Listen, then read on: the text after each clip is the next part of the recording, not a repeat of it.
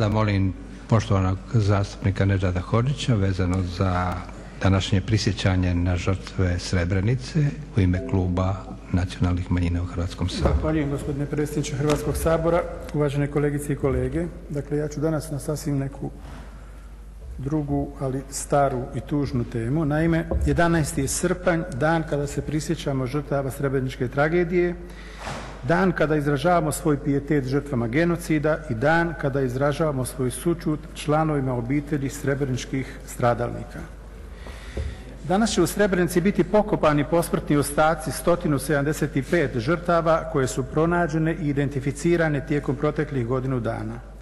Konačno, nakon punih 19 godina, u neizmjernom bolu svoj kakav takav mir naći će i članovi njihovih obitelji. Uvažene kolegice i kolege, iako je svaka smrt osebujna tragedija, ne smijemo zaboraviti da su žrtve Srebrenice ubijene na posebno svirep način. U zaštićenoj zoni Ujedinjenih naroda, u kojoj je holandski bataljon trebao garantirati sigurnost civilnog stanovništva, muškarci su odvojeni od žena, a potom pojedinačno ili grupno strijeljani ili na drugi način svirepo ubijeni. Njih 8372. Srebrenica je mali grad i zamislimo da sve žrtve iz srpnja 1995. godine nisu pobijene u nekoliko dana. Zamislimo da se svakoga dana strijeljao samo jedan čovjek. Danas bi 19 godina nakon početka tog hipotetskog strijeljanja na redu bila 6935. srebrenička žrtva, a posljednja 8372. žrtva na red bi došla negdje u lipnju 2018. godine.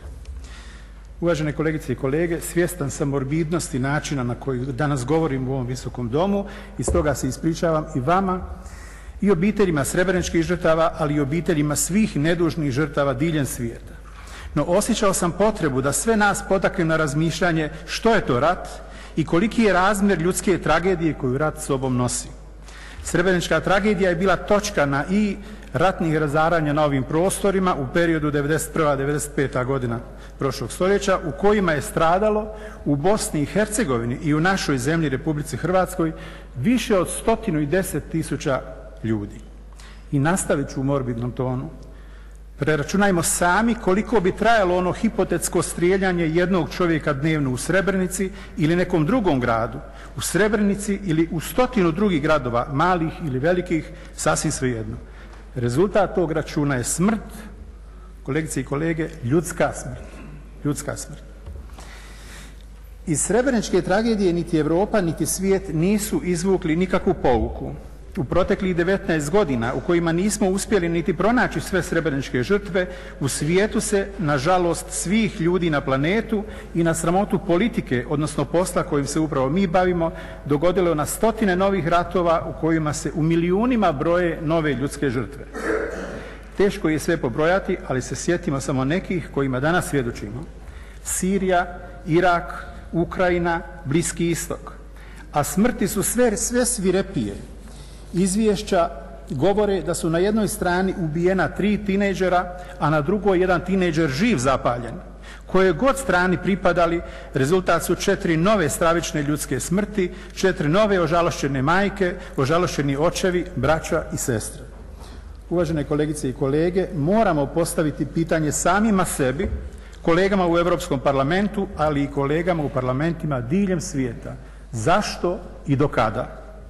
Odgovor koji se zove interes nam je svima znan, ali morat ćemo uvijek iznova pitati i sebe i druge zašto je ovaj ili onaj interes važniji od ljudskih života i do kada će ubojice njihove djece biti naši junaci, a ubojice naše djece njihovi junaci.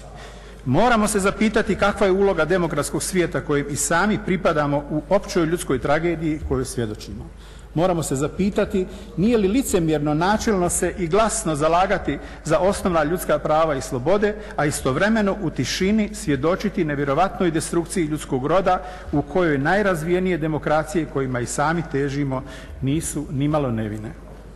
Uvažene kolegice i kolege, u znak pijeteta prema srebreničkim žrtvama Hrvatski branitelji trče ultramaraton od Vukovara do Srebrenice, voze se biciklističke rute od Beograda do Potočara, organiziraju konvoji mira, mirni mimohodi, komemorativni skupovi diljem Europe i svijeta, sve sa jednim ciljem.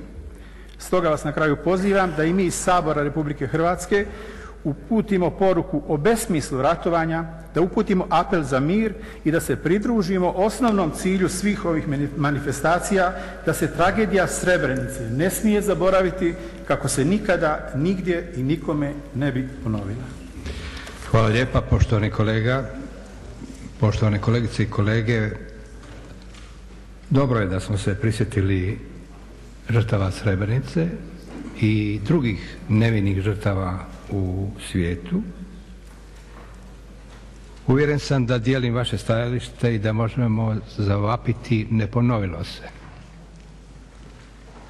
Suosjećamo i sa žrtvama Srebrenice i sa drugim nevinim žrtvama u svijetu svih ratova.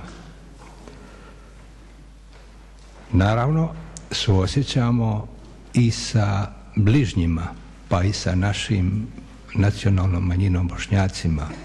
Zato smo ovo i na neki način, na dostojanstven način obilježili. Hvala lijepa.